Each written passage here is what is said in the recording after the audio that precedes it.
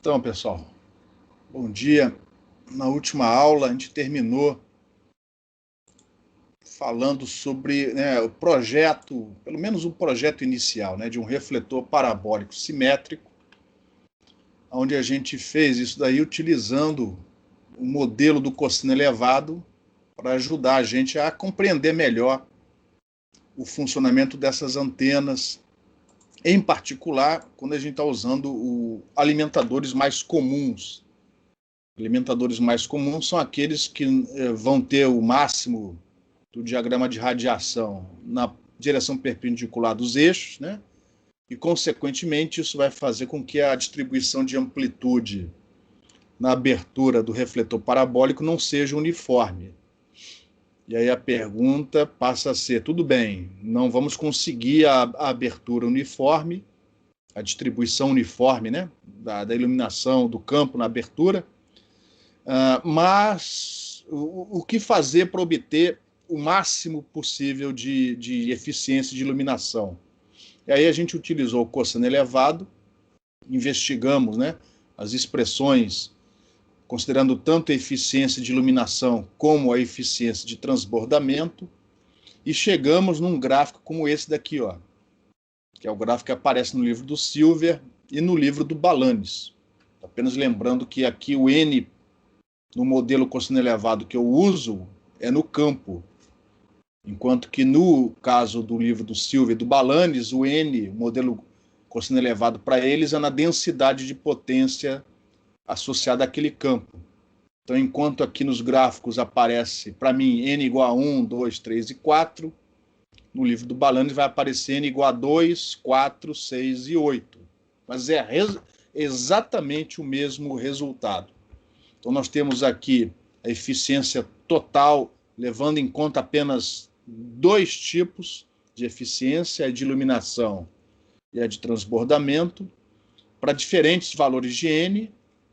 Os casos práticos para o refletor parabólico simétrico estão aqui entre esses valores, ou próximos desses valores, em função do ângulo de borda θe do refletor. Ou seja, em função da razão F sobre D, distância focal sobre diâmetro desse refletor. E aí a gente observa que para cada valor de N existe um refletor, um ângulo θe, que te dá a máxima eficiência, levando em conta apenas a eficiência de iluminação e de transbordamento. Ou vice-versa, para cada refletor, para cada θe, existe um certo modelo cosseno elevado que te dá a máxima eficiência. E essa máxima eficiência, levando em conta apenas essas duas eficiências, é em torno de 80%. Outras eficiências, ou melhor, outras deficiências associadas aos seus valores de eficiência, você vem multiplicando por esse valor. Por exemplo, se você tiver metade da potência é perdida dentro do guia de onda, então você vai multiplicar o 0,8 por meio. Vai dar uma eficiência total de 0,4. Tá? Mas no que se refere ao diagrama de radiação do alimentador e o transbordamento, eficiência de iluminação em transbordamento, isso aqui é o máximo, o melhor que você pode fazer. Essas duas com máximo de eficiência 0,8. E não há motivo para você operar com o seu refletor, com a sua antena parabólica, fora desta região. Então você tem que operar onde esse produto, eficiência de iluminação vezes eficiência de transbordamento, é máximo. Quando você aumenta uma delas, diminui a outra e vice-versa, de tal maneira que existe um ótimo. E por acaso esse ótimo refere-se teoricamente a um valor de 0,8%. Ou 0,8%, de 0,8%, 80%. E o Silver foi mais além e ele viu que este ótimo está associado à atenuação na borda do refletor, onde a atenuação na borda leva em conta não só o diagrama de radiação do alimentador, mas também a atenuação espacial, ou seja, a distância que se percorre desde o foco até a superfície, até a borda ou até o centro do refletor. E ele percebeu que essa atenuação ótima, que faz com que você trabalhe nesse máximo de eficiência de 80%, é uma atenuação de borda de 11 dB, arredondando, né? 11 dB. De tal maneira que você pode ou lidar com as equações que foram apresentadas no final da aula passada e impor a atenuação de 11 dB para você trabalhar no ótimo, ou então usar esse gráfico daqui, ó, para resolver o problema. O gráfico, o lance do gráfico é que ele funciona para o modelo cosseno elevado, enquanto que este resultado aqui, ó, é aplicado para qualquer alimentador daqueles que são comumente utilizados em antenas refletoras. Então, no caso do Silver, né, o modelo serviu para ele chegar nessa conclusão. E a gente usa isso até hoje. Ou seja, quando a gente vai projetar uma antena parabólica, a gente começa o projeto impondo 11 dB de atenuação na borda do refletor. Se houver um software de análise, como, por exemplo, um software baseado na ótica física, aí você usa esse software para dar uma melhorada no projeto. Mas você já começa de cara o seu projeto pedindo 11 dB de atenuação na borda do refletor. E quando isso acontece, de acordo com o modelo cosseno elevado, você consegue uma eficiência em torno de 80%. E aí a gente resolveu na última aula um probleminha bem simplesinho, mas que ajuda a ilustrar essa transparência, né? Eu quero aqui um projeto de uma antena refletora. A gente começou pelo diâmetro desse refletor parabólico para que a gente obtenha um ganho de 50 dBi. Então, assumindo que você tenha apenas perdas relativas à eficiência de iluminação e à eficiência de transbordamento, você, lógico, vai escolher o refletor para trabalhar naquele ótimo, onde essa eficiência é em torno de 80%. Então, no caso desse exercício, levando em conta apenas essas duas perdas, que te dão o melhor possível de 0,8, a gente achou um diâmetro de refletor de 113 comprimentos de onda, para que isso daqui desse os 50 dB ou 50 dBi de ganho para sua antena. Isso é o melhor que você pode conseguir no refletor parabólico, tá? Ou seja, isso aqui é o menor diâmetro possível. Na prática, para obter 50 dB de ganho, o diâmetro vai ter que ser maior do que isso, porque existem outras perdas além da eficiência de iluminação e da perda por transbordamento. Por exemplo, se no enunciado fosse dito o seguinte: a estrutura do alimentador, o guia de onda, possui uma perda adicional de 3 dB. Ache o diâmetro do refletor para obter um ganho de 50 dB, 50 dBi. O que mudaria nessa equação aqui, ó, nessa linha? O que mudaria aqui?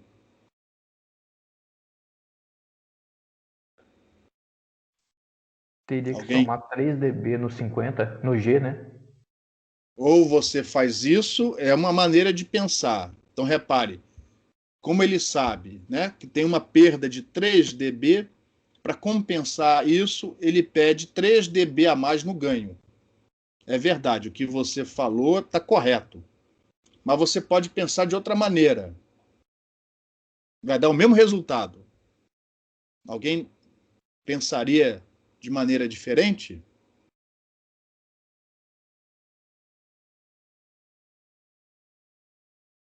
Três dB de perda, eu perdi 3 dB. Isso equivale a uma eficiência de quanto?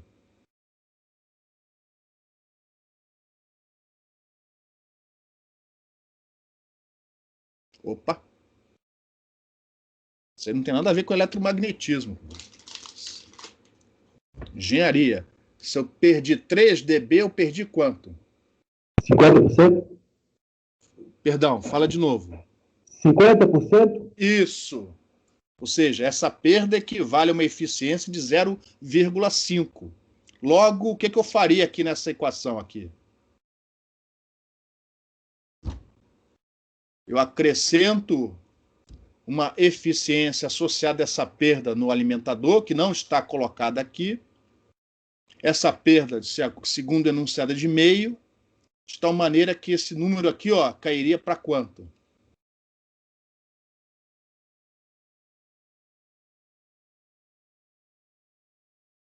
Ao invés de 0,8, teria quanto aqui? 0,4. 0,4. E, consequentemente, eu obteria um valor de diâmetro maior. E esse valor de diâmetro vai dar a mesma coisa caso você, ao invés de fazer do jeito como eu falei, colocasse aqui, ó, 53, como foi sugerido antes. Ó. É a mesma coisa, é o mesmo raciocínio. Ou você põe o 0,5 de um lado, ou você põe, no caso 2, né? Ou você dobra de um lado, ou você divide por 2 do outro. No caso da perda ser de 3 dB. Então, havendo outras perdas sendo fornecidas para você, você acrescenta o valor de eficiência correspondente nessa equação. Nesta equação, ó, do jeito como foi escrito, nós só estamos levando em consideração a eficiência de iluminação e a eficiência de transbordamento. E no caso de estarmos considerando só essas duas, isso é o melhor que você pode fazer. Em relação a esse primeiro item, alguma pergunta?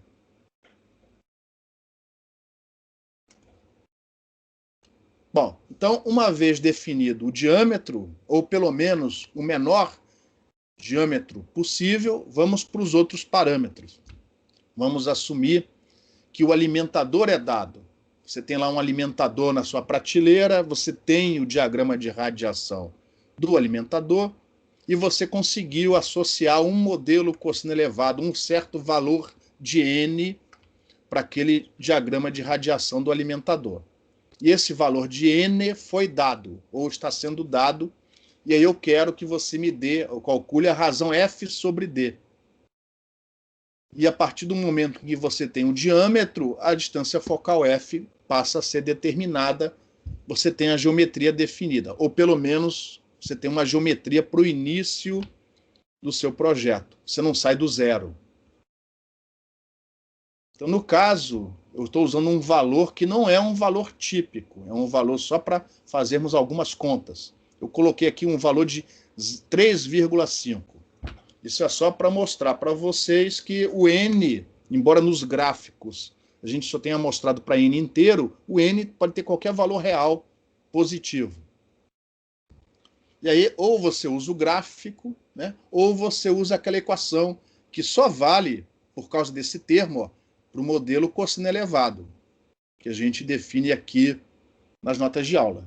Tá? Então, ó, como o N foi dado, ó, aqui o 2N vira 7. E você iguala isso a menos 11 dB, 11 dB de atenuação. A equação é transcendental, com algumas tentativas de erro, e até olhando o gráfico, para dar uma colada, né, para chegar num valor de N, um valor de θE mais ou menos próximo, você determina que o θE ótimo para esse caso é em torno de 43 graus. E uma vez conhecido o θE, você tem a razão F sobre D, 0,63. Outra possibilidade é você ter o refletor e querer, né, o melhor alimentador para aquele refletor. Aí, no caso, eu estou usando aqui um F sobre D, nesse terceiro item, um F sobre D mais perto da realidade. Geralmente essa razão F sobre D, por motivos mecânicos, é em torno de 0,3, 0,4. Porque quanto mais afastado estiver o foco do refletor, mais extensos têm que ser os estais para suportar esse alimentador lá na frente. E aí você começa a ter problemas mecânicos, né? A coisa começa a vibrar, balançar. E como vocês já viram, o alimentador não pode sair lá não pode ficar desalinhado em relação ao foco, senão a fase não chega constante, uniforme na abertura. A perda de diretividade é tremenda. A gente não está levando isso em conta no nosso estudo. Então, geralmente, os valores típicos são em torno de 0,35, 0,4. E nesse caso, ó, se você usar essa equação, essa razão f sobre d de 0,4 te dá um θe em torno de 64 graus. E aí você vai na equação, que é válida para o modelo cosseno elevado. Aqui entra θe sobre 2, aqui entra o θe, e aqui fica o 2n, para ser obtido quando você iguala isso a menos 11 dB. Aí, no caso aqui, já dá uma equação tranquila, né? Usando as propriedades do logaritmo. No final, a gente obteve um valor de n de 1,14. E a gente olhou isso no gráfico na aula passada e bateu mais ou menos em torno de 1, como esperado. Em relação a esses 3 itens, alguma pergunta?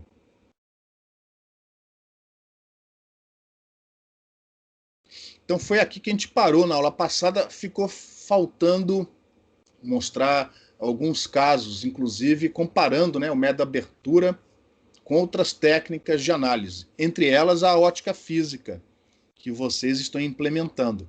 Então, os resultados que eu vou mostrar para vocês aqui, os gráficos, inclusive, podem, mais no final, né, do trabalho, vocês podem tentar simular o caso que a gente vai mostrar aqui, inclusive para ver se o gráfico que vocês obtêm são parecidos, né, com os gráficos que eu obtive aqui, acreditando, né, que a análise do professor ela é boa, né, e tá? Então, vocês têm que obter resultados muito parecidos com os que eu vou mostrar aqui para vocês, para um caso particular. Então, o método da abertura, ele é importante porque ele te dá um sentimento físico do problema. A gente não ia conseguir obter aquelas condições que foram apresentadas antes, utilizando uma técnica numérica, por exemplo, ótica física, médios momentos. Essas técnicas te dão precisão, mas, em compensação, não te dão o insight físico que o método da abertura dá. Então, esse método tem as suas deficiências. Não foi levado em consideração a difração na borda do refletor. Essa difração perturba o campo na abertura. Isso não foi levado em consideração no nosso modelo. Bloqueio, o alimentador e os estais, né, que suportam o alimentador, estão na frente do refletor. E isso afeta, né, não só o ganho da antena, como também o nível dos lóbulos secundários. Isso foi simplesmente ignorado na análise. O alimentador irradia em todas as direções, inclusive para trás. Ou seja, o campo do alimentador também foi ignorado. O campo que é refletido pelo refletor, esse foi levado em consideração com as aproximações de sempre. Mas o campo direto proveniente do alimentador também foi ignorado na nossa análise. Se a abertura for grande, muito grande em comparação com o comprimento de onda, esses efeitos são efeitos de segunda ordem e pouco afetam os resultados. Têm que ser levados em consideração, mas os resultados obtidos são bons, de maneira que a gente pode confiar, né, naquela regra do Silver, né? O ótimo é perto de 11 dB de atenuação na borda do refletor. Então, para tentar mostrar isso para vocês com mais clareza, além da análise baseada no método de abertura, eu apresento daqui a pouco outras 2 análises. Uma é a análise baseada nas aproximações da ótica física, né? Onde, como vocês já estão implementando, né, se tudo correr bem, você substitui o refletor, utilizando o princípio da equivalência e as aproximações da ótica física, por uma distribuição de corrente aproximada, ela não é exata, é aproximada, onde a aproximação é muito boa, desde que a superfície seja suave e muito maior que o comprimento de onda, que geralmente é o que acontece nas antenas refletoras. Então, dado o campo incidente que vem do alimentador, e conhecida a geometria do refletor, ponto a ponto, você faz esse produto vetorial, e essa é a corrente da ótica física aproximada, que você vai botar na integral de radiação e obter o campo radiado por esse refletor. Essa análise, além de você ter a determinação da corrente de forma aproximada, não leva em conta a interação eletromagnética entre o acoplamento eletromagnético entre o alimentador e o refletor. Então, ainda é uma análise aproximada, mas um pouco melhor que o método da abertura. Então, na ótica física, a ótica geométrica ela é usada até a obtenção da corrente sobre o refletor. Dali para frente, você integra essas correntes e obtém o campo radiado, ou melhor, o campo espalhado, né, por essa superfície refletora. É o que vocês vão implementar no trabalho, né, até o final do semestre. E existem técnicas mais robustas, mais precisas do ponto de vista numérico. Uma delas, a mais utilizada depois da ótica física, no caso de refletores, é o métodos-momentos. Aí no métodos-momentos, você aplica, né, a equivalência, o princípio de equivalência em tudo. Ou seja, você troca todo o metal, tanto do refletor como do alimentador, né, utilizando equivalência, monta uma equação integral onde essas correntes são as incógnitas, usa funções de base, né, para representar essas incógnitas, tanto na estrutura de alimentação como no refletor, e com isso, naturalmente, você, entre outras coisas, já está levando em conta o acoplamento mútuo que existe entre o refletor e a estrutura de alimentação.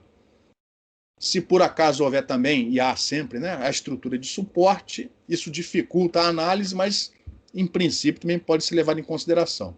Então você vai ter aí um resultado do ponto de vista numérico muito mais preciso, mas em compensação o esforço computacional é tremendo, a não ser que você pague, né, e compre já um software que faça essa análise toda para você.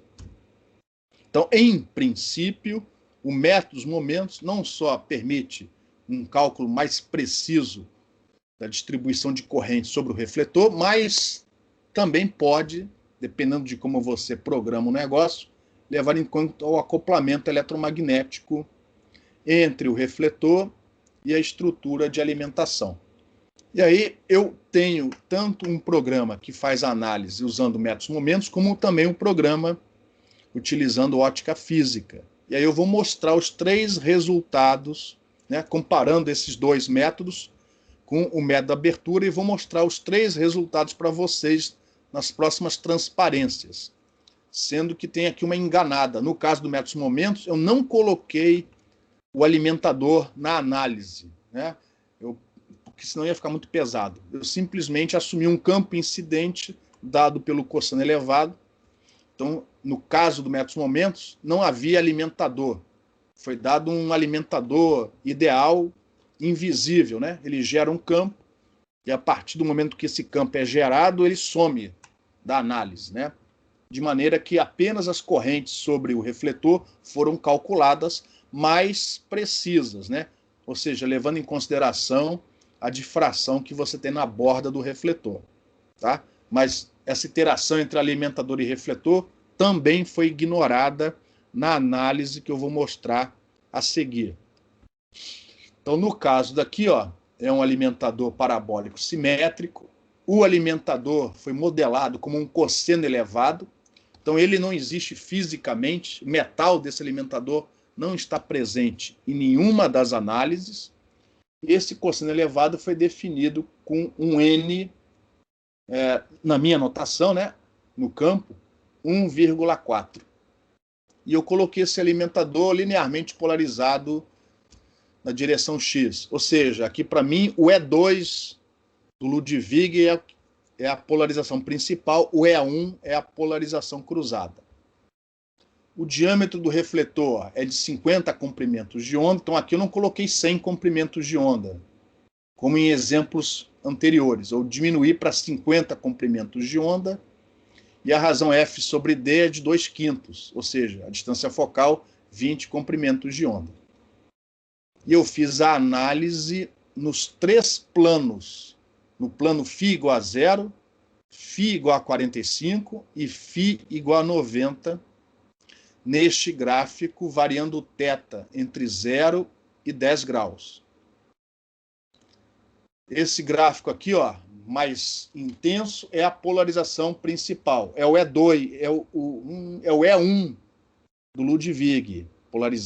Polarização linear em X é a principal. Esse aqui de baixo é a polarização cruzada, que só aparece nesses gráficos no plano diagonal. Φ igual a 45.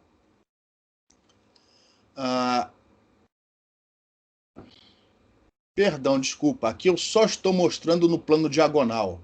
Φ igual a 45, porque é muita curva. Você tem 6 curvas aqui. Azul, método da abertura. Vermelho, ótica física, que é o que vocês vão implementar. E verde, método dos momentos. Polarização principal, o E1 do Ludwig, e polarização cruzada, o E2. Só no plano φ igual a 45. Senão ia ser muita curva aqui. Repare que os 3 métodos, método da abertura, ótica física e métodos momentos, deram o diagrama de polarização cruzada, principal praticamente idêntico. Ó. Você está vendo aqui tudo quase em verde, porque o gráfico do método dos momentos foi o último que eu plotei. Plotei por cima e ficou por cima dos outros. Então, repare, o método da abertura, ele é muito bom, pô. E não precisa de um diâmetro extraordinariamente grande, ó. Para 50 comprimentos de onda, olha lá. Na polarização cruzada, cross-pol, na polarização cruzada, aí o método da abertura falha. Segundo o método da abertura, essa antena não deveria radiar polarização cruzada. Mas na prática ela irradia. Em vermelho, a estimativa obtida pela ótica física, e em verde, a estimativa, a simulação obtida pelo método dos momentos. Mais uma vez, lembrando que o método dos momentos aqui não leva em conta a presença física do alimentador, mas pelo menos calcula as correntes sobre o refletor de forma mais precisa. Mas mesmo assim o método da abertura é bom, porque olha só, essa polarização cruzada está 50 dB abaixo. Ó. Ou seja, na prática ela é desprezível. Isso é uma característica de um refletor parabólico simétrico quando você projeta ele bem, quando você usa um bom alimentador para iluminar essa superfície refletora. A diferença entre as técnicas só fica mais visível quando você aumenta o ângulo θ. Então, no próximo gráfico, eu aumentei esse ângulo θ, se eu não me engano, até 90 graus. Aí para não confundir muito, né, para não encher muito a figura, eu não coloquei aqui a polarização cruzada, só a polarização principal. Então está aqui a polarização principal até 90 graus. E aí eu já pus para os 3 planos. Então aqui na verdade tem 9 curvas. Azul, método da abertura, vermelho, o método da ótica física, e em verde, o método dos momentos. Então você já começa a ver aqui discrepâncias entre as técnicas, mas mesmo assim não é de se jogar fora nem a análise do método da abertura, muito menos a análise da ótica física. Então, esse programa que vocês estão implementando, ele é usado nessa técnica, é usado na prática para projetar antenas refletoras. Eu fiz uma pergunta aqui, né? Por que no caso da análise, esse gráfico aqui, no caso da análise baseada em ótica física e métodos momentos, por que apareceu polarização cruzada e no método da abertura não aparece polarização cruzada? Por quê?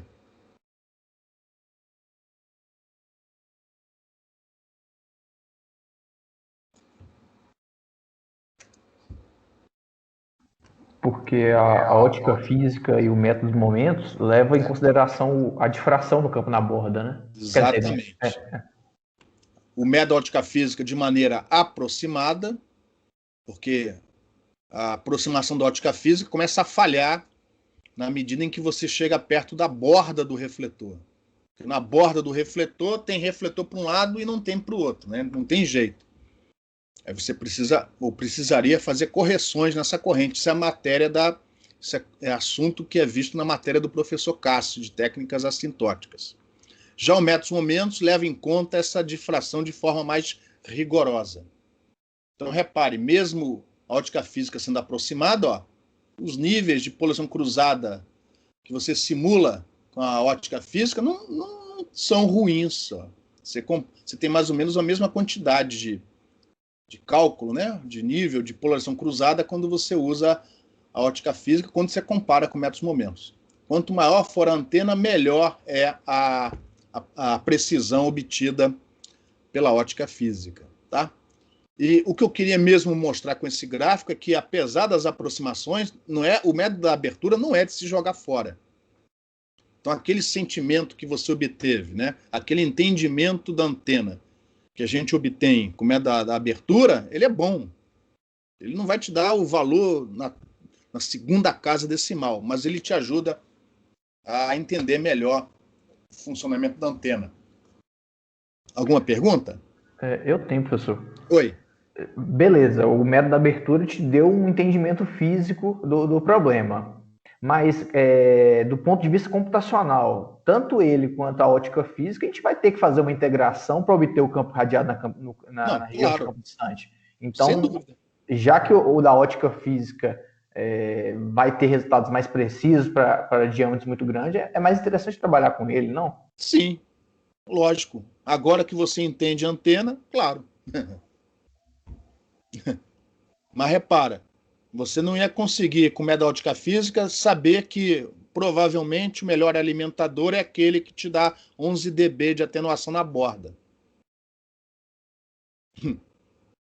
E você conseguiu aquilo sem ter que resolver a integral do jeito que você falou aí. Agora que você entende, agora sim, você joga o método da abertura fora e vai analisar com ótica física. Mas agora que você entende. Antes ficaria mais difícil. Ou você discorda? Beleza, concordo. Beleza? E na lista de exercício, eu passo para vocês, como exercício, um outro modelo que é diferente, é parecido, mas é diferente do modelo cosseno elevado que a gente utilizou aqui, que o Balanes utiliza, que o Silver utilizou. Tá? É um modelo que é mais utilizado em trabalhos europeus. É um outro modelo. Não quer dizer que é melhor ou pior. É um outro modelo. Tem as suas vantagens. Tá? Eu passo como exercício.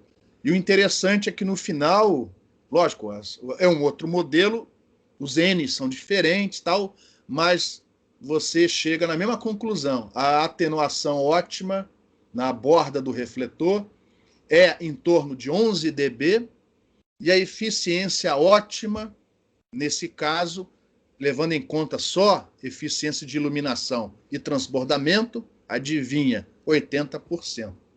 Apesar de ser um outro modelo. Então, isso te dá confiança de que esses resultados são úteis, no mínimo, para você começar a projetar esse tipo de antena. E eu aproveitei, né?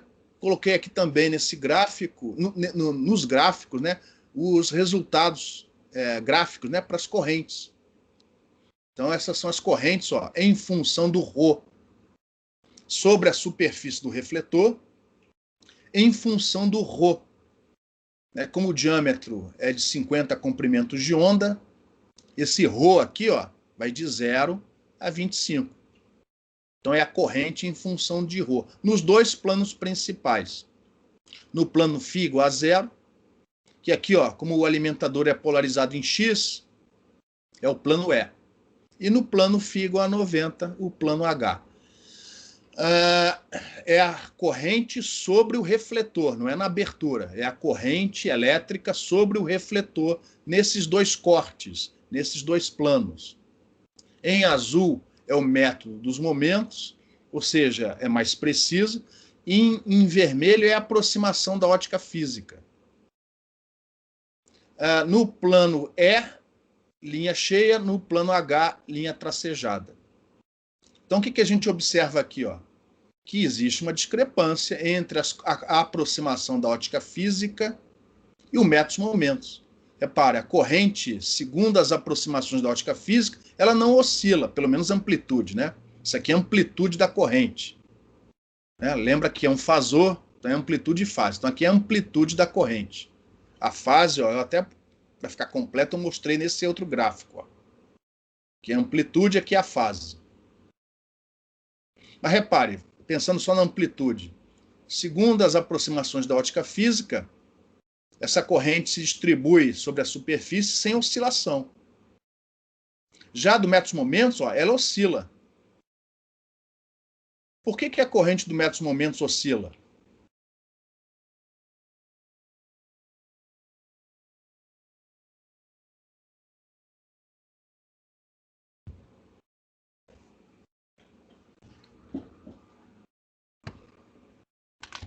Porque o metros-momentos leva em consideração, inclusive, a difração na borda do refletor. Essa oscilação vem da borda do refletor. Você tem borda de um lado e borda do outro. Então você tem aí um batimento. Campo que difrata numa borda com o campo que difrata no ponto, na borda, diametralmente oposta.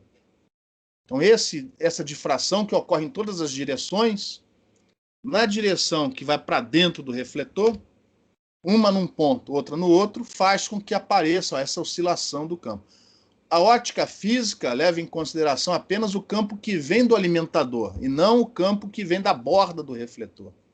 Então a corrente da ótica física não oscila, mas tem mais ou menos o valor médio da corrente do metros-momentos. Por que o diagrama de radiação, ou seja, por que o campo radiado calculado pelos 2 metros dá praticamente igual, sendo que uma corrente oscila, outra não?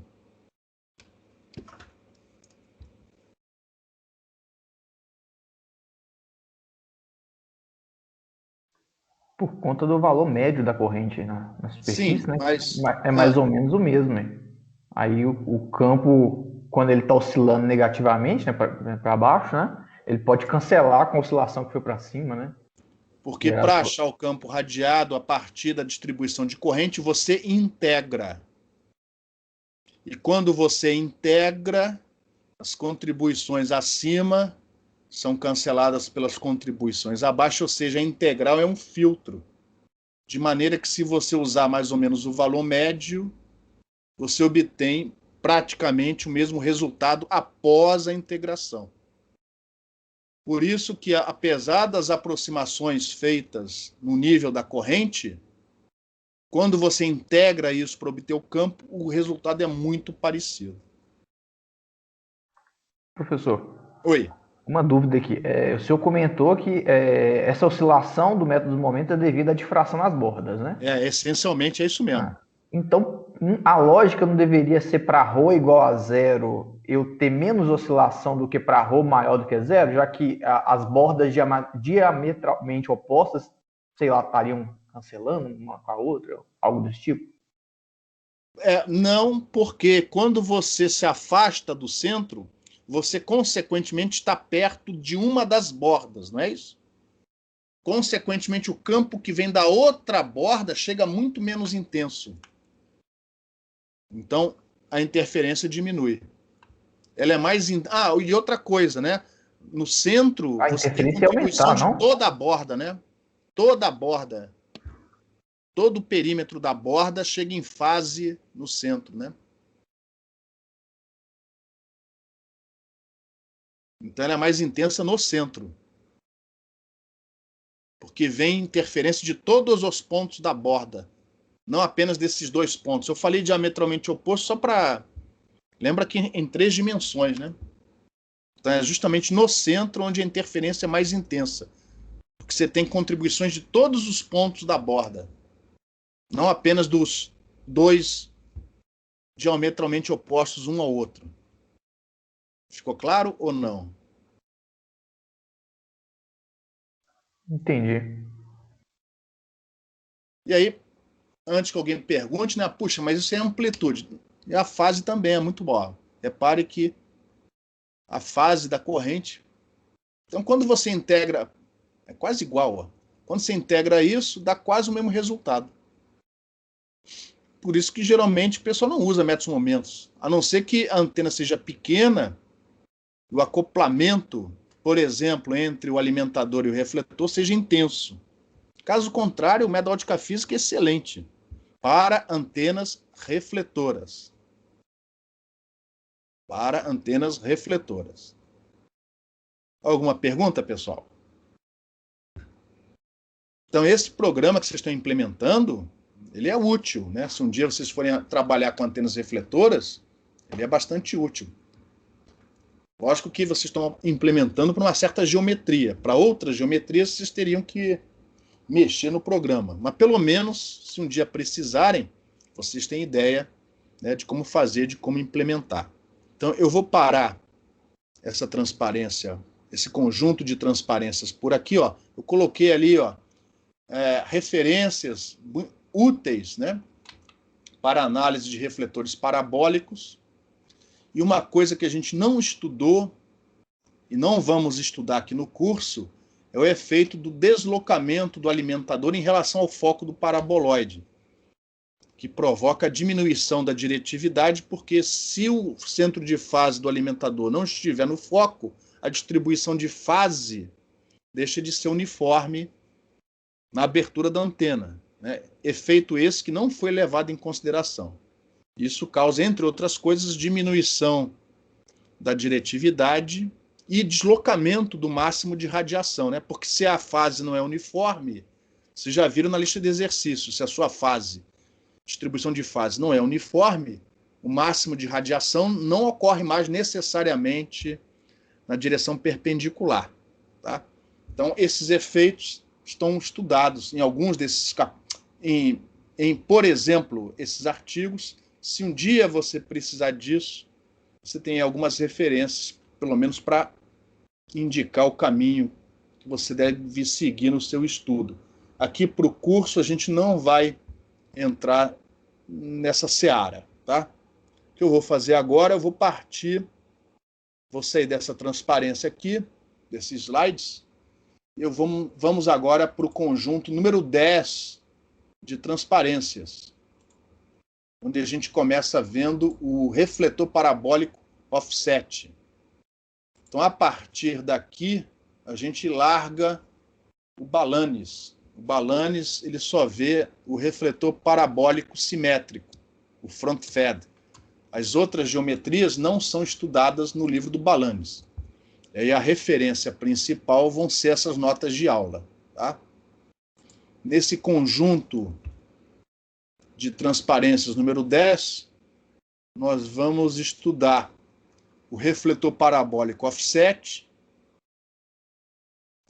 é o tema da aula de hoje, e, posteriormente, antenas com 2 refletores circularmente simétricos. E aí eu aproveito esses exemplos para ver ótica física, que a gente não explicou muito bem de onde vem. A gente está obrigando vocês a implementar, mas a gente não explicou de onde veio essa aproximação de ótica física. A gente vai aproveitar um desses exemplos, uma certa transparência, para mostrar a aproximação da ótica física. A aproximação da ótica física é vista com mais detalhes na matéria de campos eletromagnéticos harmônicos, que vai ser oferecida no próximo semestre. Vamos também mostrar conceitos de conservação de energia. Quando você estudar a matéria no livro do Balanis, você vai ver que ele obtém os resultados para o refletor parabólico simétrico. Ele não usa rastreamento de raio até a abertura. Ele não usa campo da ótica geométrica como a gente fez. Ele usa conceitos de conservação de energia, que facilitam a obtenção da densidade de potência na abertura. Mas, em compensação, ele perde o comportamento vetorial. Né? Tanto que, se você olhar no livro do Balanis, ele não fala sobre a terceira definição de Ludwig. E não é porque ela não é importante, ela é importante. É o jeito como ele apresenta a matéria no livro dele. E vamos falar um pouco mais também de conceitos de ótica geométrica. Alguma coisa já foi vista no refletor parabólico, mas como a geometria é muito simples, o que a gente precisou foi quase nada. A gente vai aproveitar também, no caso do estudo do refletor, do duplo refletor, para falar um pouquinho mais sobre a utilização da ótica geométrica no rastreamento de raios. Isso aqui é visto com todos os detalhes necessários na matéria do Cássio, de técnicas assintóticas. Aqui eu só vou dar uma pincelada naquilo que é necessário para falar sobre antenas refletoras. A gente já podia ter visto isso antes, mas como o refletor parabólico tem uma geometria muito simples, não foi necessário. Para os outros refletores já vai ser necessário, tá? Mas na aula de hoje a gente vai ficar com o refletor parabólico offset. E o que significa isso? Em relação ao paraboloide simétrico, qual é a grande desvantagem que você acha, né, que essa estrutura, essa geometria possui? O que você acha? Aqui tem uma figura de um refletor parabólico simétrico. Tá? Aqui embaixo acho que tem outra. Não, não tem não. É aqui nessa figura aqui. Ó. Qual é a grande desvantagem? Os campos vão depender de φ? Não, sempre os campos vão depender de φ. Mecanicamente falando, ó.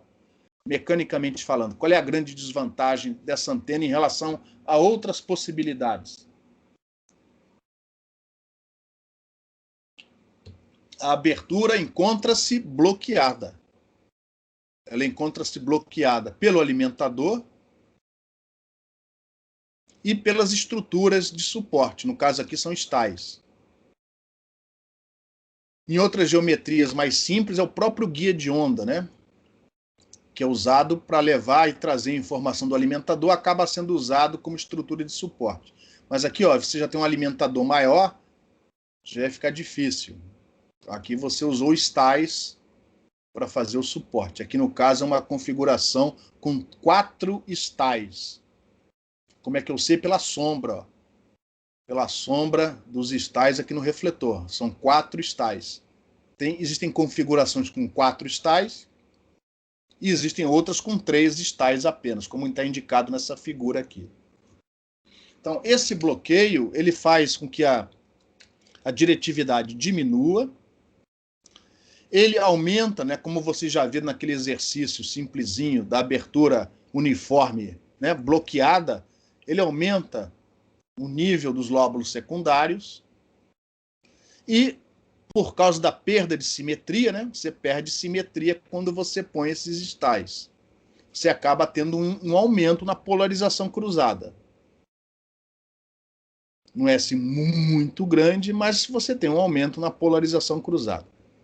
Então, esse bloqueio oferecido pelo alimentador diminui a eficiência dessa antena. Então, existem geometrias mais caras, mais elaboradas, que evitam esse bloqueio. Em compensação, elas vão ter suas desvantagens. Então, nós vamos ver aqui uma alternativa a essa configuração, que não é analisada no livro do Balanis, que é o refletor parabólico offset. Então, aqui está a geometria do refletor offset. Continua sendo um paraboloide. Continua sendo um paraboloide. Ou seja, continua sendo um paraboloide. Ou seja, continua tendo um eixo. O paraboloide continua tendo um eixo. E nós vamos continuar chamando esse eixo, né, ou fazendo esse eixo coincidir com o eixo Z nas nossas equações. Ó. Consequentemente, continua havendo um foco desse paraboloide, está aqui em cor verde. Nós vamos continuar colocando esse foco na origem do sistema de coordenadas. E por ser um paraboloide, continua, né, tendo a mesma propriedade. Se você colocar o alimentador com o seu centro de fase coincidindo com o foco do paraboloide, suficientemente afastado do alimentador, parece que você tem uma frente de onda esférica, se você alinhar direitinho, saindo deste foco, deste ponto, e, consequentemente, né, usando conceitos de ótica geométrica, os raios que partem desse foco são refletidos pelo paraboloide de que jeito?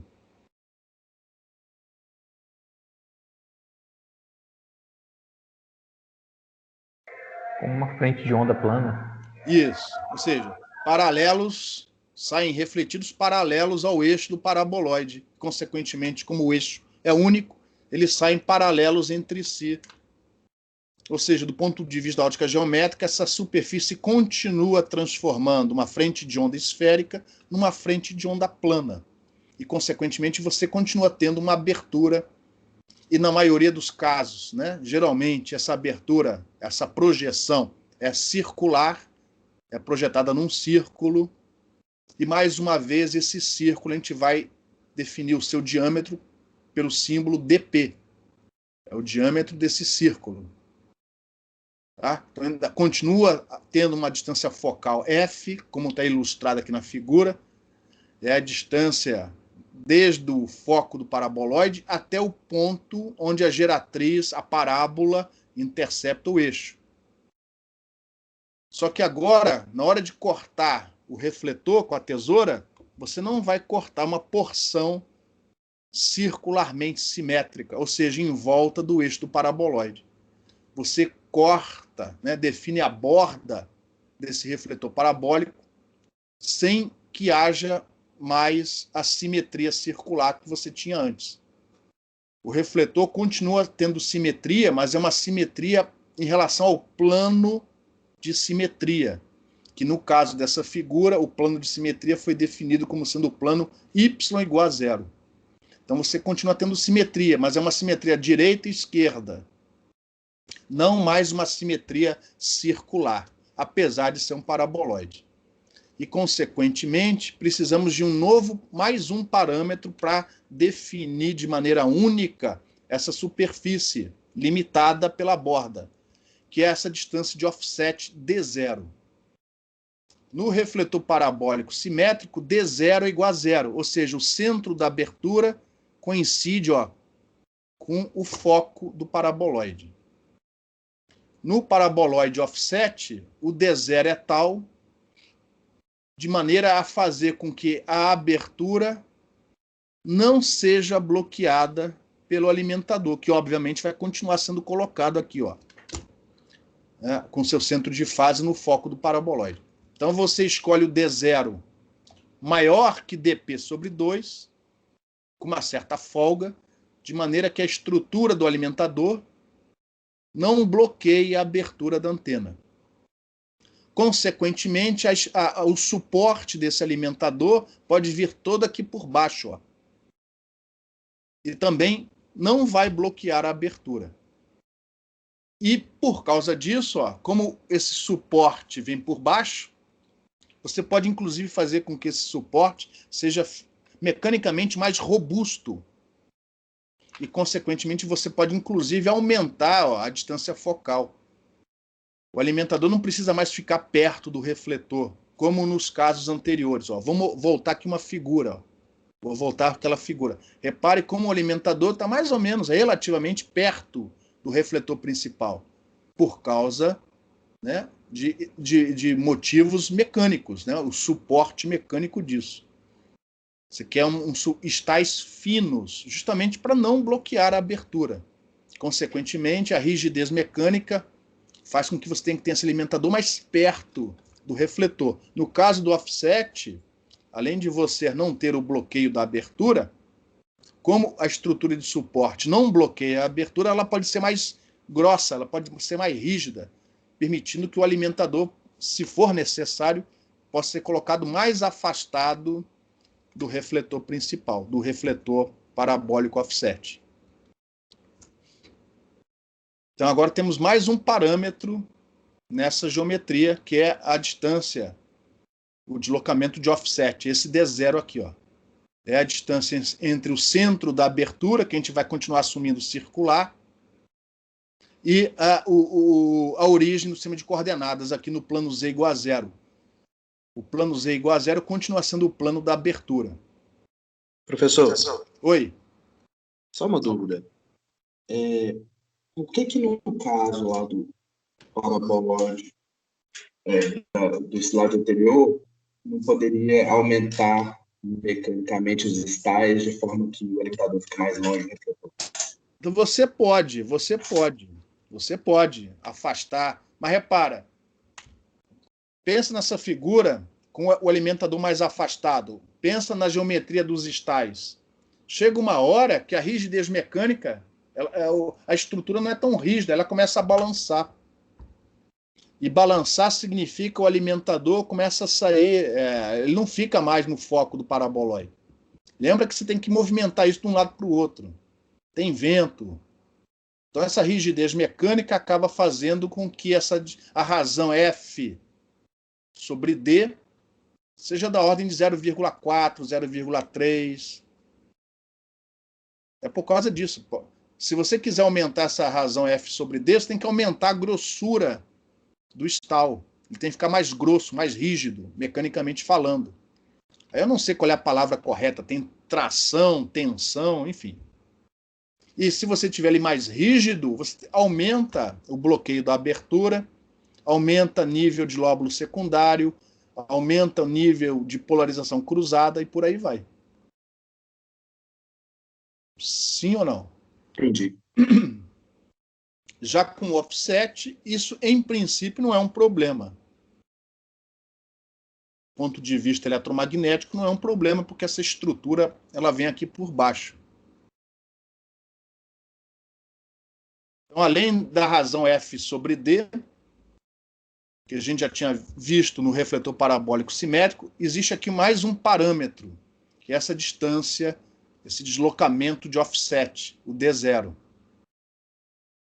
No refletor parabólico simétrico, o D0 é nulo. Aqui ele não vai ser. E aí você, na prática, dá 2 a 3 comprimentos de onda de folga entre a borda do alimentador, que não está desenhada na figura, e a borda da abertura.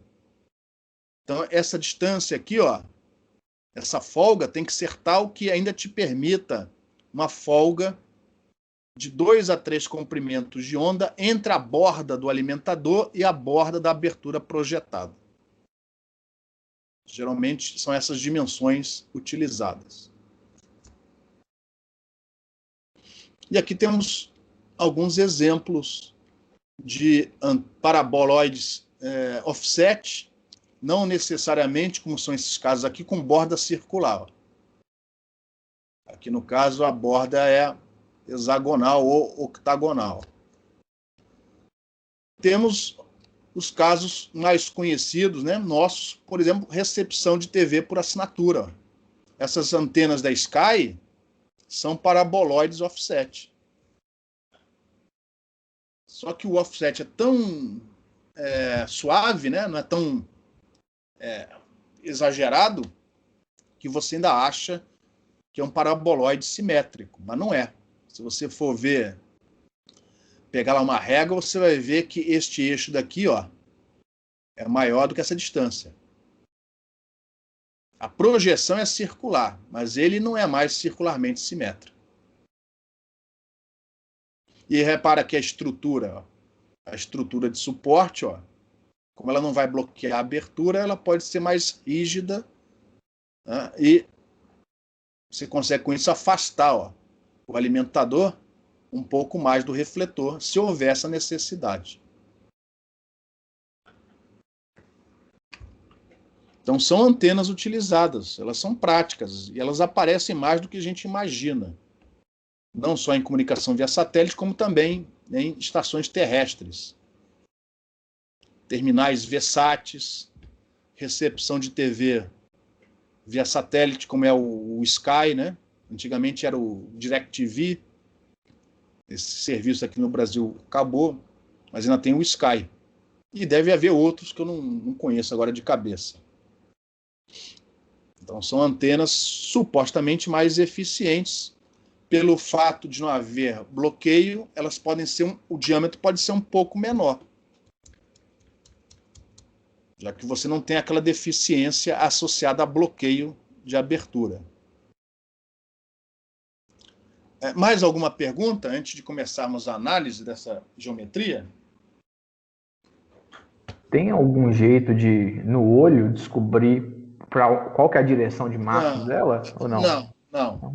Você já não tem mais você quer saber o seguinte, onde é que está o eixo do paraboloide aí? Já fica um pouco mais difícil. Você sabe que o foco está por aqui. E você sabe que o eixo está aqui por baixo, mas exatamente não.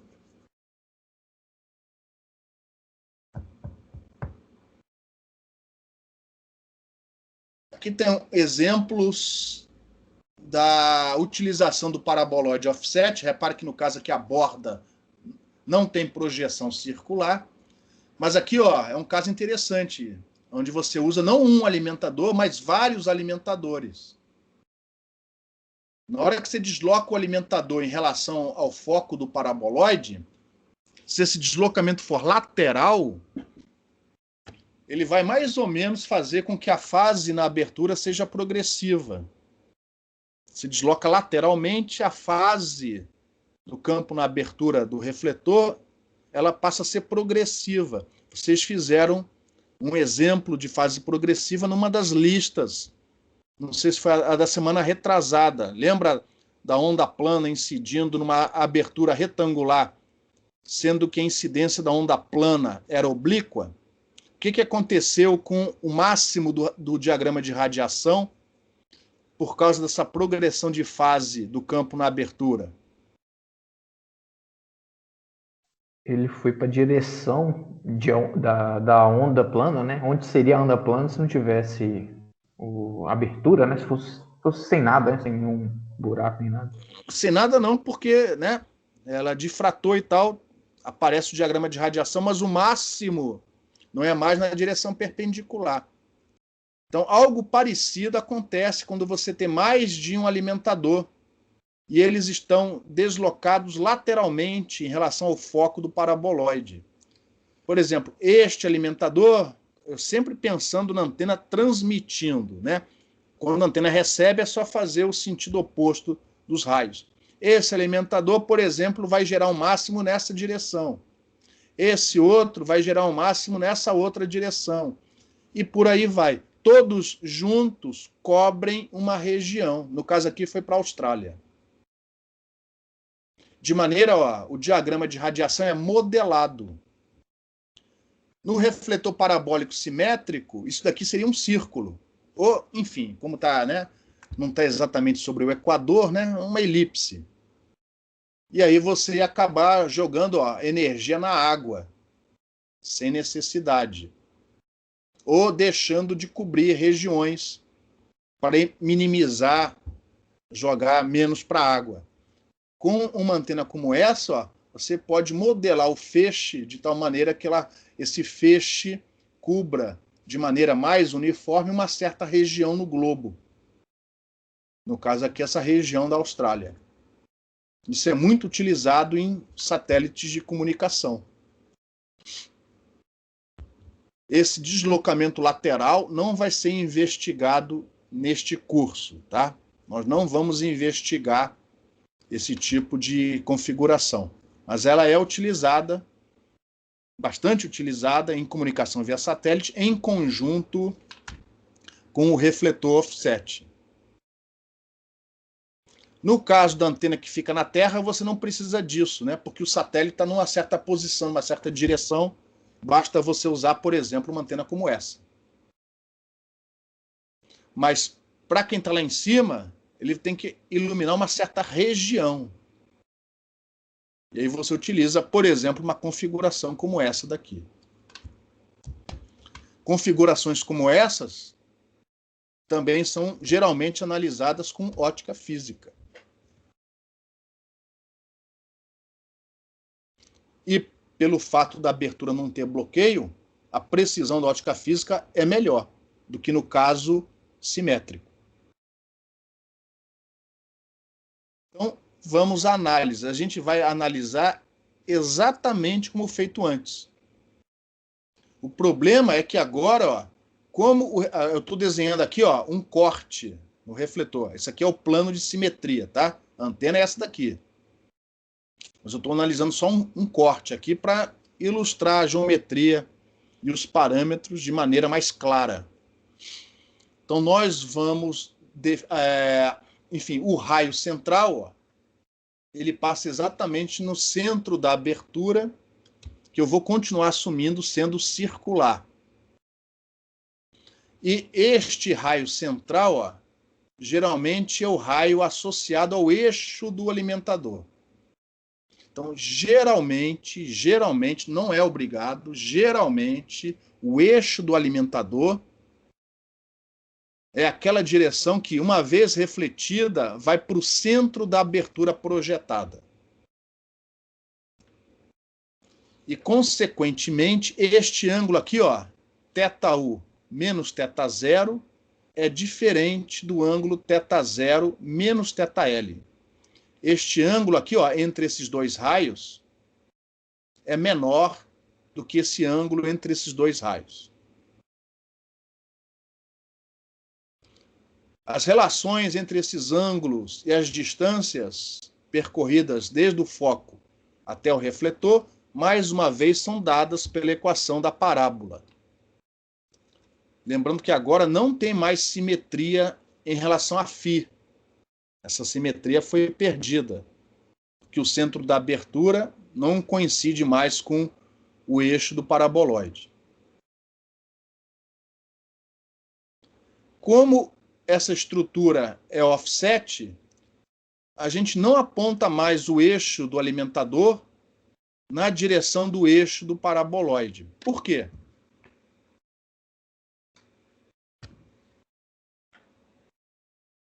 Repare que o eixo do alimentador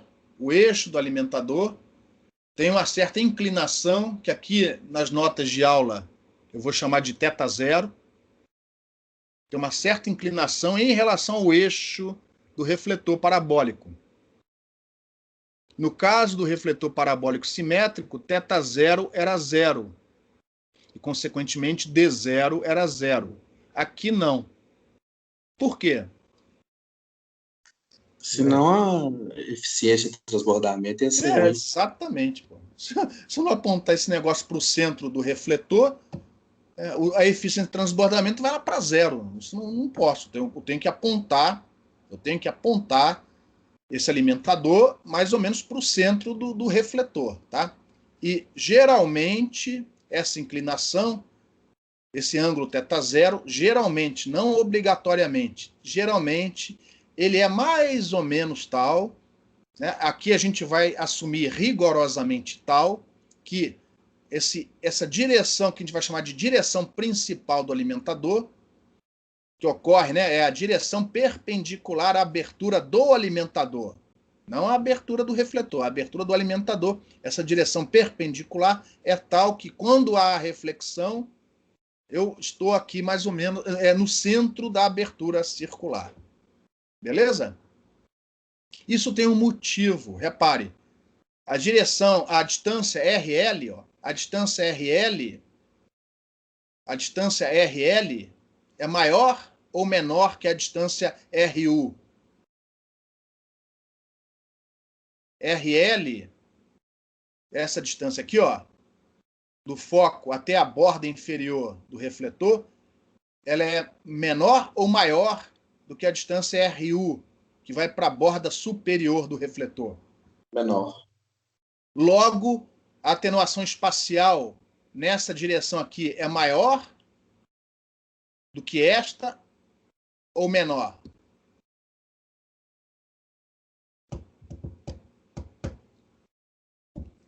Menor também. O que é atenuação espacial? Como a frente de onda é praticamente esférica, o campo cai com o inverso da distância. Logo, a atenuação espacial é maior ou menor nessa direção? Menor, ué. Menor, porque eu percorro menos distância. Então, a atenuação espacial é maior aqui, ó. Porque a distância percorrida enquanto a frente é esférica é maior. Logo, fazendo o eixo do alimentador mais ou menos, né, de tal forma a refletir no centro da abertura, você está aproximando esse eixo mais dessa borda do que essa. Ou seja, você está iluminando mais, um titiquinho mais nessa direção do que nessa, compensando um pouquinho esse aumento na atenuação espacial na direção superior da borda. Então, quando a gente faz este ângulo aqui, ó, θu menos θ0, um pouquinho menor do que θ0 menos θL, eu estou pegando esse eixo, que corresponde geralmente, né, ao máximo de radiação desses alimentadores, e estou chegando ele um pouquinho mais para a borda superior, onde a atenuação espacial é maior. É por isso que, geralmente, esse ângulo θ0 é tal que este raio é projetado no centro da abertura. E é o que a gente vai assumir aqui nas equações, tá? Consequentemente, eu sou obrigado a inclinar o eixo do alimentador em relação ao eixo do paraboloide. Essa rotação θ0 vai fazer com que as equações no final, na abertura do refletor, fiquem maiores do que aquelas que a gente estudou anteriormente para o paraboloide simétrico. Obviamente, quando você fizer o θ0 igual a zero, as expressões recaem exatamente nas expressões anteriores. Então, ó, a gente vai precisar mais uma vez da equação do paraboloide, é a mesma, reparei, é a mesma equação. E o alimentador é geralmente direcionado com um raio que, após a reflexão, atinge o centro da abertura. E, como consequência, θ0 menos θL, ou seja, este ângulo aqui, ó, é maior do que este ângulo aqui. Ou seja, o eixo do alimentador está mais próximo dessa direção do que dessa aqui de baixo. Não é muito, não. É um pouco só. Quase não dá para ver no olho, né, essa diferença. Em relação a essa transparência, alguma pergunta?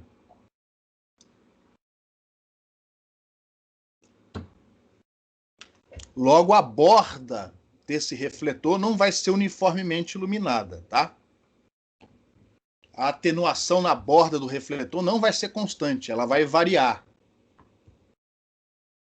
Você não tem mais a simetria circular.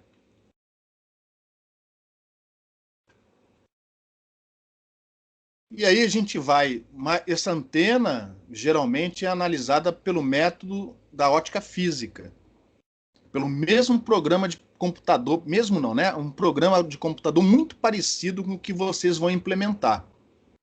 Com algumas mudanças, vocês poderiam transformar o programa de vocês para analisar esse tipo de estrutura. Eu não vou cobrar isso de vocês, tá? Mas fiquem sabendo que essas antenas são geralmente analisadas usando o método eu falei método da abertura, eu queria falar método da ótica física, tá? Pelo método da ótica física. Aqui, mais uma vez, vamos analisar pelo método da abertura por motivos óbvios. A gente quer saber agora qual o efeito que essa inclinação, ó, esse offset do eixo do alimentador em relação ao eixo do paraboloide, qual o efeito que isso vai ter no campo da abertura e, consequentemente, no diagrama de radiação dessa antena. Vão acontecer coisas que a gente não esperaria, a não ser depois que a gente faz a análise utilizando esse conceito, né, a ótica geométrica novamente.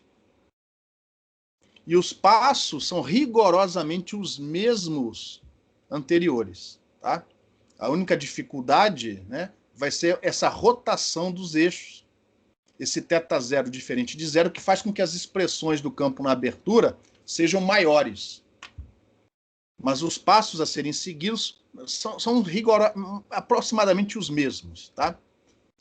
Essa inclinação do eixo do alimentador vai fazer com que apareça, em princípio, polarização cruzada na abertura dessa antena. E, consequentemente, dependendo da polarização do alimentador, essa polarização cruzada ela é mais intensa do que no caso anterior do paraboloide simétrico. Essa é a grande desvantagem dessa antena. Você vai ganhar em eficiência de iluminação pelo fato de não ter bloqueio. Mas, em compensação, os níveis de polarização cruzada tendem a ser maiores. E a gente só consegue ver isso analisando o campo, utilizando ótica geométrica e rastreando esse campo desde o foco até a abertura, como a gente fez antes. Antes de prosseguirmos, alguma pergunta?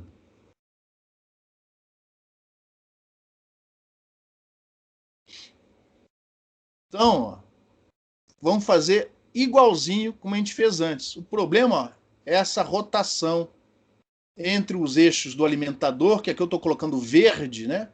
Para deixar mais claro. XF, ZF, YF. E, ó, agora vai ser necessário trabalhar com um segundo eixo auxiliar, que eu vou chamar aqui de linha, tá? X', Z', Y'. E antes que alguém reclame, né, que linha a gente usa para fonte, aqui é só para um passo intermediário. Porque antes de obter o campo nas coordenadas x, y, z da abertura, eu vou precisar fazer essa rotação. Ou seja, primeiro eu vou descrever os campos no sistema verde F, depois eu vou passar da base esférica F para a base cartesiana F, porque é mais fácil na hora de fazer a rotação. Depois eu vou passar da base cartesiana F para a base cartesiana linha, fazendo a rotação em relação a θ0, para depois passar da base cartesiana linha para a base cartesiana, né, da abertura x, y, z. Então, por causa disso, por causa dessa rotação de eixos, as fórmulas no final ficam um pouco maiores do que no caso do refletor parabólico simétrico. Mas o procedimento é o mesmo. Primeiro, assumindo que o refletor está suficientemente afastado do alimentador, mais uma vez vamos supor que uma onda esférica TEM atinge o nosso refletor. E mais uma vez, ó, eu vou usar o mesmo modelo de alimentador. Ou seja, neste ponto, eu ainda não estou dizendo como vão ser as funções T e P. Geralmente, os alimentadores usados nessa antena são os mesmos usados na antena anterior, tá? Mas, em princípio, eu não vou aqui restringir para nada.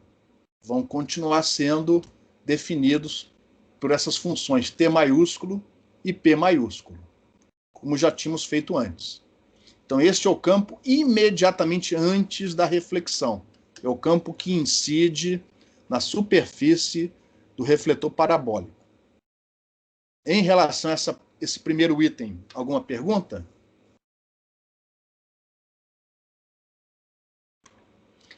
Aí, antes de você aplicar, né, a ótica geométrica e obter o campo imediatamente após a reflexão, lembra que a normal que a gente obteve nas fórmulas anteriores, ela foi obtida em função desses eixos x' e z'. Ou seja, aquela normal não está mais nessas direções θ chapéu F e φ chapéu F. Porque essa direção, ó, esse sistema de coordenadas, está inclinado em relação ao sistema anterior, que a gente ainda usa para descrever o paraboloide. Então, a gente precisa, ó, antes de mais nada, transformar desse sistema esférico F para o sistema cartesiano. Então, antes de passar para o sistema x' e z', eu vou passar para o xf, yf, zf cartesiano, usando aquelas relações que a gente sempre encontra no apêndice dos livros, né? Ou seja, a transformação de θ chapéu e φ chapéu para x chapéu, y chapéu e z chapéu. Aí depois, já na base vetorial cartesiana, a gente faz, ó, a inclinação, de tal maneira a passar de xf, zf para x' e z'. Usando essa rotação aqui, ó. E agora, finalmente, a gente descreve a normal no sistema x' chapéu, né? Z' chapéu, y' chapéu. E aí a gente pode, então, fazer, ó, o cálculo do campo refletido imediatamente após a reflexão. Só que agora as expressões vão ficar enormes por causa daquela rotação anterior. Uma vez obtido o campo EP+, como continua sendo um paraboloide, você continua tendo, a partir desse momento, uma frente de onda plana até a abertura. Você só precisa pegar a expressão final e acrescentar a fase associada a esse percurso, desde o ponto P até a abertura no ponto A.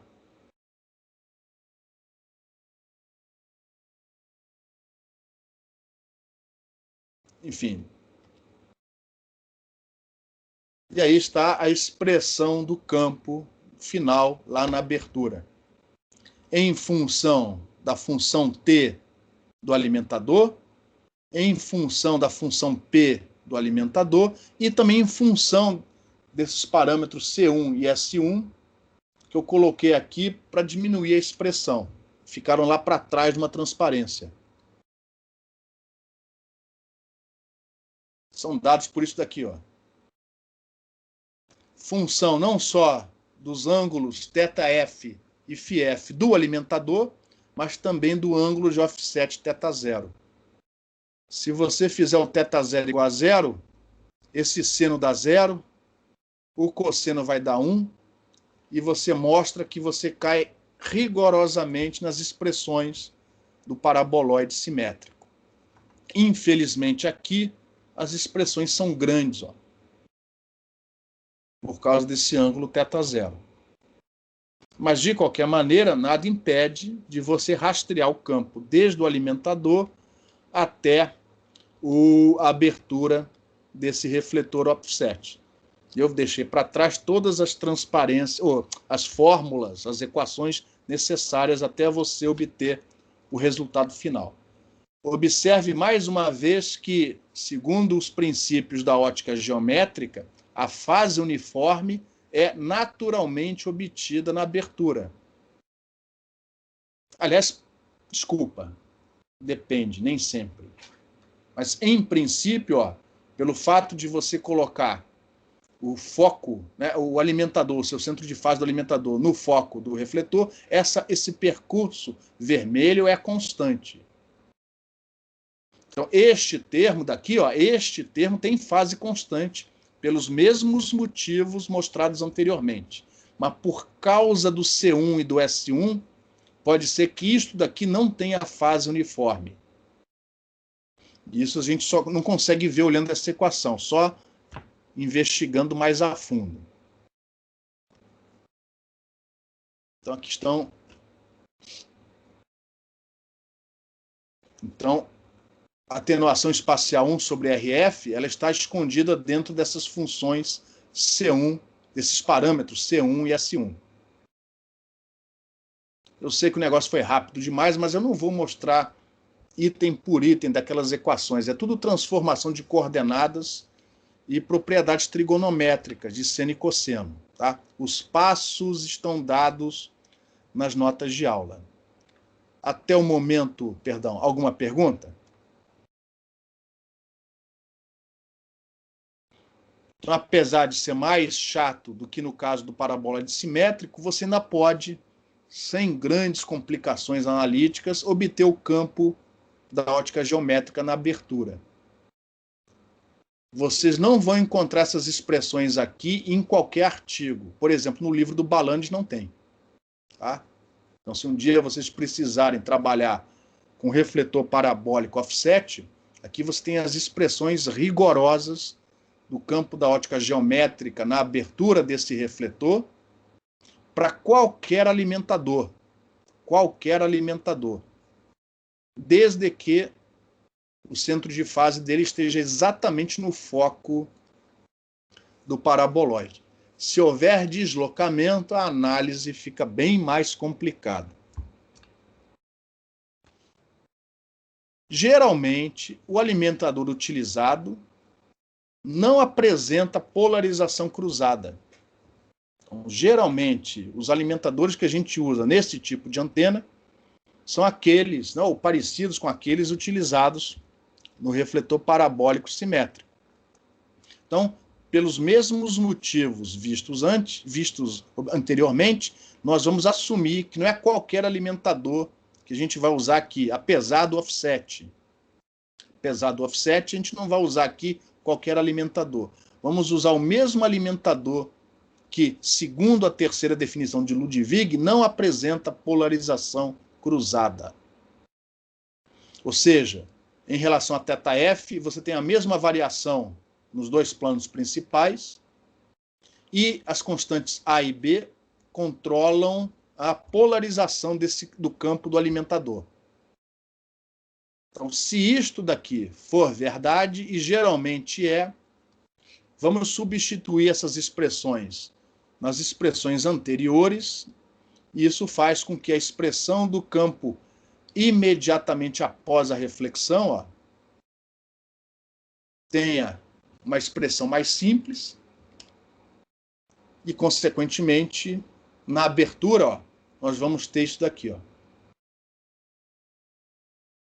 E aí, juntando, né, termos C1 com termos de C1, termos de S1 com termos de S1, nós vamos ver o seguinte: se o alimentador irradiar um campo com polarização linear, ou seja, se o A ou o B forem nulos, a polarização do campo na abertura não será uniforme, mas a fase vai ser. Então, repare, nesta expressão, eu tenho aqui os termos que multiplicam A, isolados dos termos que multiplicam B. Então, repare das expressões de C1 e S1 apresentadas anteriormente, que a expressão disso aqui vai ser real. Fase zero. De maneira que a fase do campo na abertura é simplesmente dada por esse termo. Ou seja, a fase na abertura vai ser constante. Mas repare, a variação da componente X do campo vai ser diferente da variação da componente Y. Então você vai ter um campo na abertura com fase constante, mas a polarização não. Essa polarização cruzada que aparece na abertura não é por causa do paraboloide. Não é por causa do alimentador sozinho, mas sim por causa do tilt, do θ0 que você deu aqui. Se você fizer o θ0 igual a zero, você vai recair nas expressões do paraboloide simétrico. Se você pegar as fórmulas que aparecem aqui e desenhá-las, por exemplo, com a ajuda do MATLAB, você vai ver isso daqui, ó. Isso não é óbvio olhando aquela equação, tá? Tem que investigar aquela equação mais a fundo. Então, do ponto de vista, né, analítico, se você tiver um alimentador polarizado em X, por causa dessa inclinação, desse offset θ0, as linhas de campo elétrico chegam na abertura, isso aqui é a abertura projetada, com essas curvaturas aqui. E se o campo elétrico do alimentador for polarizado em Y, as linhas de campo chegam na abertura desse jeito aqui. Ou seja, o campo na abertura não tem polarização uniforme. Isso vai fazer com que a radiação ainda ocorra na direção θ igual a zero, mas a polarização cruzada aumenta. E esse é o principal problema nesse tipo de refletor. Você tem polarização cruzada, quando a polarização do alimentador é linear.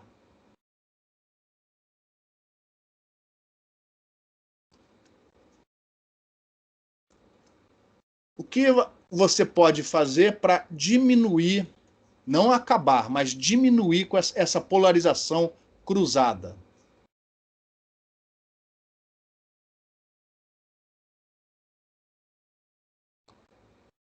Diminuir o θ0 o máximo possível? Exatamente.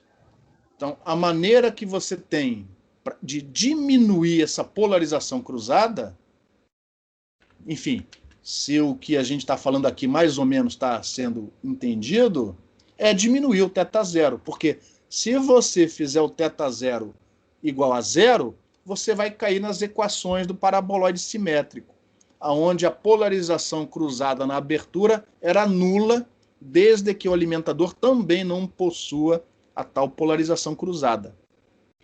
Aqui, o alimentador continua não possuindo a polarização cruzada, segundo a definição do Ludwig, mas a abertura possui. E, obviamente, a causa disso é essa inclinação θ0. É a inclinação do eixo do alimentador em relação ao eixo do paraboloide. Para diminuir essa curvatura do campo na abertura do refletor, o jeito é diminuir o ângulo θ0. E como é que você faz para diminuir o ângulo θ0?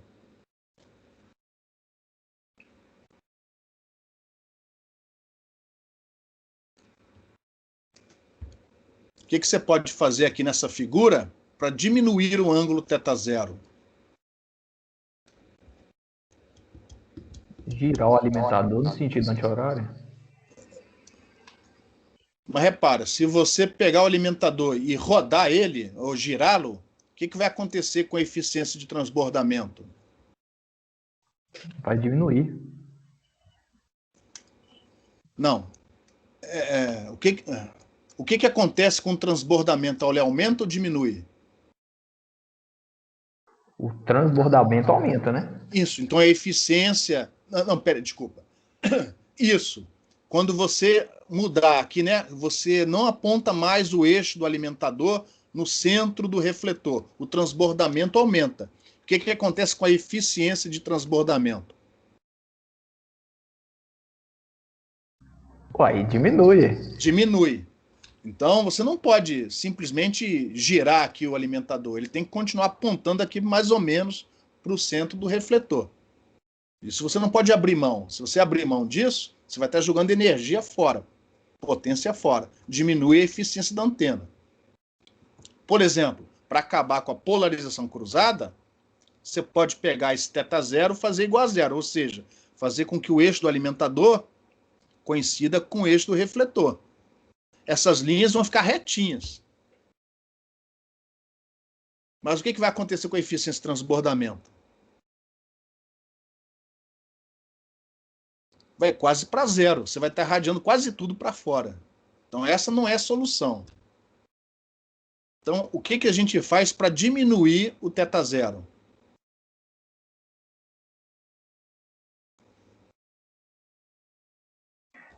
Aproxima o eixo Z do paraboloide mais para cima? Como assim mais para cima? É, Você também não pode tirar o alimentador do foco, senão você perde fase constante na abertura. Você tem que afastar o alimentador do refletor. Ou seja, aumentar a distância focal. Se você aumentar a distância focal, se você afastar o alimentador do refletor, obrigatoriamente você tem que diminuir a inclinação, diminuir o ângulo θ0 para que o máximo de radiação do alimentador continue indo mais ou menos, né, para o centro do refletor. Por isso que essas antenas possuem uma razão F sobre D maior. Ou seja, por isso que eles estão mais afastados do refletor, o alimentador mais afastado do refletor. Mecanicamente, isso não é mais um problema, porque você pode colocar, né? Apesar dessa distância focal aumentar, você pode colocar aqui uma estrutura de suporte mais robusta por baixo, e mesmo assim, porque não vai haver o bloqueio da abertura. Então, se você lembrar, não vou voltar atrás para não ficar muito mais chato do que já está. Se você olhar para as figuras anteriores, a estrutura de suporte é mais robusta, é mais grossa, mas não tem importância, porque a abertura ela não está sendo bloqueada. Mas, em compensação, quanto mais afastado o alimentador estiver, o que tem que acontecer com o seu diagrama de radiação?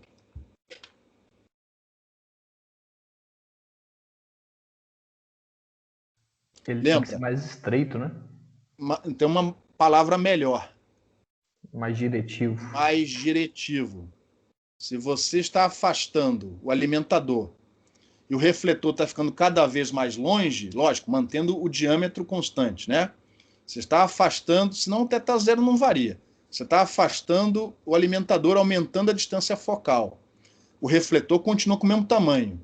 Então ele está ficando cada vez menor, né, em relação ao alimentador. O alimentador tem que começar a ficar mais diretivo, porque senão você perde eficiência de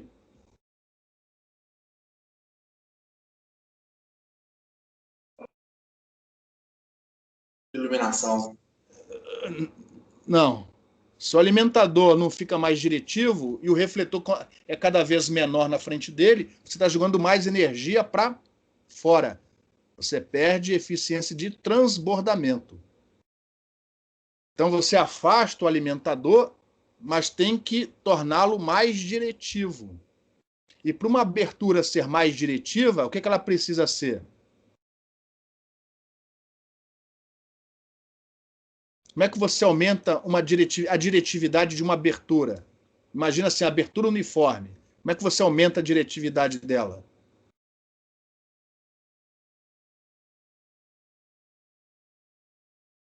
Para o refletor ser mais diretivo, para o alimentador ser mais diretivo, para uma antena de abertura ser mais diretiva, o que tem que acontecer com o diâmetro dela?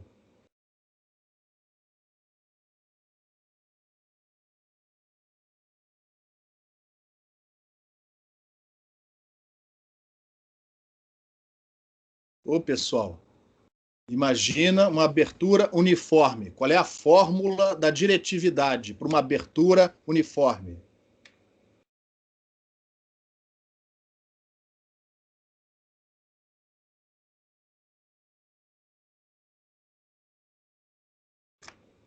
Qual é a fórmula da diretividade de uma abertura uniformemente iluminada?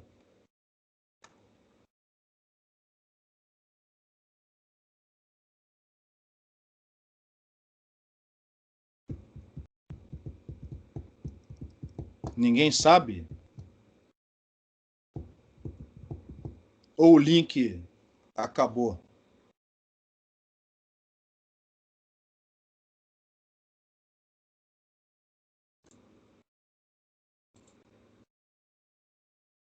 Ainda tem gente aí assistindo a aula. Qual é a fórmula da abertura de diretividade de uma abertura uniforme? Qual é a fórmula? Qual é a equação?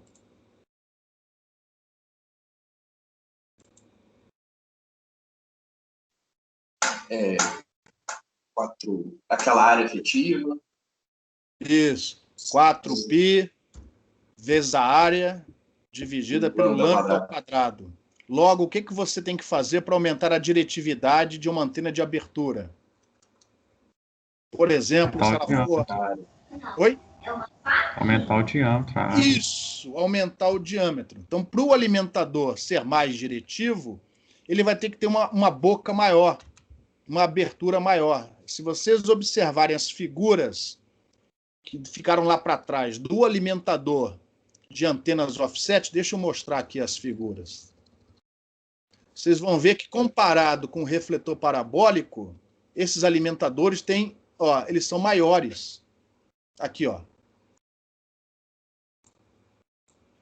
Reparem, eles são maiores do que os alimentadores geralmente utilizados nos refletores simétricos. Ó, repare que eles são maiores. Eles são maiores porque geralmente eles estão mais afastados do refletor para diminuir o que for possível a polarização cruzada. Então você afasta o alimentador do refletor. Com isso, você diminui o θ0 e diminui você não acaba com ela, mas diminui a polarização cruzada.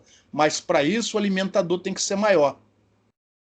Ora, se o alimentador começa a ficar maior, o que acontece aqui, ó? Vou voltar lá para aquela figura. O que você tem que fazer nessa geometria para evitar que o alimentador, como está ficando maior, ele acabe ficando na frente da abertura? Você tem que aumentar o D0. Você tem que aumentar o θ0. Ou seja, tem um limite isso daí. Você não pode aumentar a distância focal para o infinito. Porque quanto mais longe o alimentador estiver, maior ele tem que ser para poder iluminar com uma eficiência de transbordamento razoável o refletor. Então, ter uma distância ótima para que esse alimentador seja colocado, para que ele não fique nem muito perto do refletor, obrigando o θ0 a ser grande, nem muito afastado, obrigando ele a ser grande e, consequentemente, você ser obrigado a aumentar o D0 e, consequentemente, o θ0. E essa relação ótima é uma distância, uma razão f sobre d da ordem de 0,7. Enquanto que para o refletor parabólico simétrico, geralmente a razão f sobre d é de 0,35, 0,4. Para o refletor offset é em torno de 0,7, 0,8. Não pode ser muito maior do que isso, senão o alimentador é que fica grande e acaba bloqueando a abertura. Então essa é a principal desvantagem do refletor parabólico offset, tá? Antes de, enfim, eu acho que eu vou, até por causa do tempo, eu vou terminar aqui, tá? Então, reparem, para o refletor parabólico offset, com alimentador com polarização linear, você consegue fase uniforme, porém, polarização cruzada aparece. Isso tem que ser levado em consideração no projeto, principalmente quando você lida com antenas para comunicação via satélite. Agora, o mais esquisito do que isso é quando a polarização do alimentador é circular. A gente vai, enfim, as equações indicam que se a polarização do alimentador é circular, ou seja, se o campo radiado, né, para o alimentador for tal, que faz com que o campo refletido imediatamente após a reflexão tenha essa relação, quando você substitui essa expressão na abertura, você chega nisso daqui, ó.